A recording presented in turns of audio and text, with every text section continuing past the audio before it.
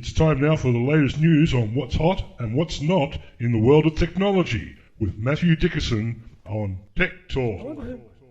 Here on TCFM 88.9. You created that, you didn't know where it ended. Exactly, it's been such a long time since I've heard it, Matthew. I think you sit at home and just play it on a regular basis. Oh, of course, it's on the computer at home too. But anyway, listen, how are you going? Yeah, good, very good. And there's always exciting things happening in the world of technology, so it's great to be chatting with you about them. Indeed, it's certainly... Every day there's something new coming out. Yeah. And you've got a wonderful bunch of questions here that people might like to learn a bit about, the answers to, like number plate recognition and how it can catch you speeding in Hong Kong, and similar technology with pollution sensors can catch you polluting. That's pretty interesting. It sounds crazy, doesn't it? I mean, we've got number plate recognition here. Yep. It can actually recognise someone that's speeding. You go through a tunnel in Sydney, for example. It can pick up whether or not your car's registered. It can even pick up whether you've been parked in a certain parking spot for too long. But in Hong Kong, pollution's the number one issue. So it actually can check whether or not you're polluting too much. They've got these sensors on ramps and off ramps onto freeways, and they've got the sensors that are checking the gases that are coming out of the exhaust pipes. And if it detects those pollution levels are too high, it takes a snapshot of your number plate and you get a letter in the mail. And so normally, if I get a letter in the mail from the RMS or from Transport New South Wales, you think, oh no, I've been caught speeding somewhere. Yep. But this says, oh no, your car is polluting higher than it should be. You need to take it off the road immediately. You need to go and get it repaired, whatever the problem might be. And you're not allowed to have that car back on the road until you get an authority to actually pass, like you do tests on it, and then pass that it's not now a polluting car. So it's actually been quite effective. They've been running this for a couple of years now. They've had about 16,000 cars that have been sent the letter, and of those, 96% have been repaired and put back on the road. I'm guessing the other 4% are off the road altogether. They might have been so old, the owners just went, well, I'm not going to spend, that's right, I'm not going to spend the money on repairing that, I'll just go and get rid of it. And then they've done some testing on some of the pollution levels around some of the roadways in Hong Kong, and they found they've reduced those pollution levels by around about 26%. So it's actually been quite effective. That's amazing, really, isn't it? It's, Yeah. like Well, I think the amazing part is the technology to detect the gases coming out of those cars as they're driving past, Exactly. and then take a snapshot of that actual number plate and then send it off to you. My car, well, it wouldn't be on the road. It's got a big hole in the exhaust at the Oh, moment. there you go.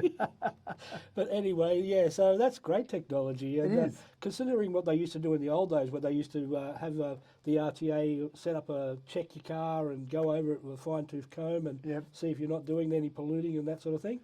These days they save a lot of money on that. Exactly right, and just checking every car that goes past. So it's not even a random inspection, it's every car that goes onto that particular bit of roadway is being checked. So quite incredible. So what about these offensive tweets and go to jail in the UK? Sending a nasty tweet can be a criminal offence. Yeah, imagine that. Imagine if you just saw something on social media or something on Twitter and you went, well, I'm a bit offended by that.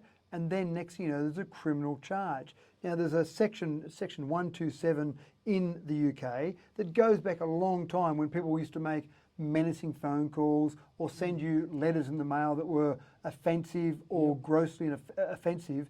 If you apply that same law, which they do in the UK, then people are being convicted for what they're putting on Twitter. Now, the interesting part here is I can put an offensive tweet on Twitter, but a grossly offensive tweet is when it crosses the line. So there's obviously a lot of legal arguments about what's offensive and what's grossly offensive, but there's an incident that's just happened where a 36-year-old man named Joseph Kelly has just had a criminal offence against his name because there was a war veteran, a 100-year-old war veteran, who did some fundraising, did some charity work. He did 100 laps around his nursing home with his walker. I remember that. Yeah, so he raised some money. Now he unfortunately died. So Joseph Kelly said, and it's not a very nice tweet, he said, the only good British soldier is a dead British soldier. So not a very nice thing to say, but that was deemed to be grossly offensive and he was convicted. So Joseph Kelly now has a criminal offence against his name. He hasn't been sentenced yet, but I imagine straight away there are certain jobs that you couldn't get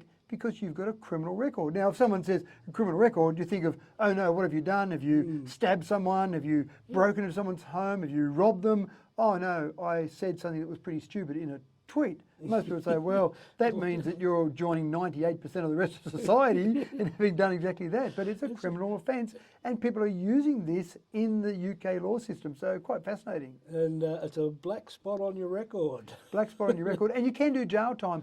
I'm not convinced Joseph Kelly will do jail time. No, He's still probably waiting to be sentenced. But he could do jail time for a tweet like that. And you'll get home, whatever it is these Yeah, days. that's right. He might get a bracelet on. I imagine they'll probably just fine him for this, but Yeah. it's not something you think of when you go and put something on Twitter or social media. Oh, well, these days. These days, well, that's right. And some of the things is, if I'm having a conversation with you and I'm really angry, I might say, "Oh, Chris, I'm angry," and I might say something a bit stupid.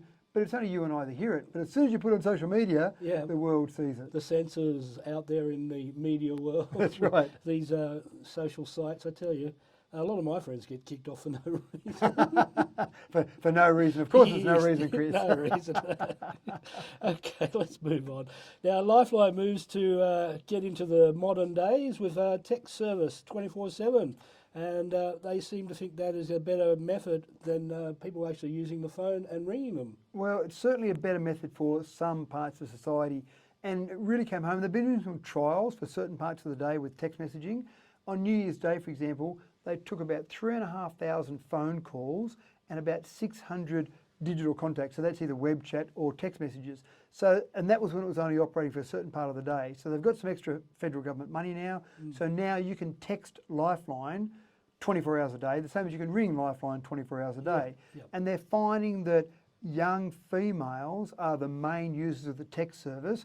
And if you think about it, young people today, they're using text messaging more than they use a phone call. And the feedback from some of these users has been, I didn't feel like I could pick up the phone and ring someone. I felt like that was a bit intrusive. But text messages, I use it all the time. Yeah, that's right. They can change words whenever they need to. If they write something, they think, back, write another word. And fix it up, that's right. The really interesting part for Lifeline is all of these people manning the phones are volunteers. And then they've got to start to get to the point where they can still express that same empathy that they would in a phone call via text messaging. So all these people that are doing this now have got to do extra training, because you know what it's like, Chris. Sometimes you'll send a text message and it's got the wrong tone to it. That's okay if you send it to me and we're friends. But if you're dealing with someone that's very vulnerable or might even be having suicidal thoughts and you send back a message to them via text that's got the wrong tone to it, that can have terrible consequences. So the training for the Lifeline volunteers has been a really big part of that. So it is actually good, I think, that they've got that service. If anyone's worried about it, 0477 13 11 14 is the number. 13 11 14 is the number you ring. So they've basically just put 0477 in front to use that text service there. So if anyone is worried about, any thoughts about suicide or anything that they're not feeling great about their life, they can use that text service now 24 hours a day. It is a good idea. Yeah, I think so. And again, any business, any organisation needs to be responding to what people in the community want. Obviously, people they're dealing with are dealing with people that want to text in some circumstances rather than make a phone call. And they've got the web chat service as well. But the text one seems to be the one that most of those younger people are using. And if they need to, they can always call them back because they'll have their phone number if it's sounding a bit critical. Well, they could do that, but I think that some of these people would actually prefer to deal with some of these issues via text. I think they feel more comfortable via text rather than via phone. Yeah, okay. Which is what the information's bearing out, if you like. That's right. Like I said, it's a good idea that people have the option of doing either way. Yeah, exactly right. Yeah, well done to Lifeline. Indeed. Now, MIT engineers have created the impossible, a material stronger than steel but lighter than plastic. Yeah, it is actually a plastic. It's a polymer. And one of the things that people do, or when manufacturers do when they're creating polymers, is they effectively create a polymer in a single dimension, and then they basically get those strands of polymers to stick together. MIT, in fact, the scientific world had given up.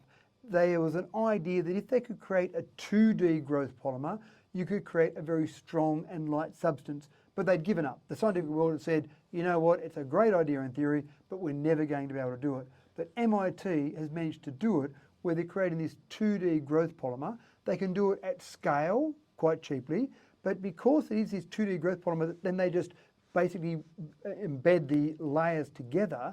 It's very strong, but also very light. And so some of the uses they're talking about, for example, you might not use it for all of your mobile phone, but you could use it as a coating on your mobile phone. So you could still have a glass back on your phone, but have this polymer coating on it. Yep. They could even get to the stage where they might be building things like bridges out of it. So you might be driving on a bridge one day, Chris, that effectively is made of plastic, very light, but as strong as steel. So it sounds quite fascinating. More impressive than carbon fibre.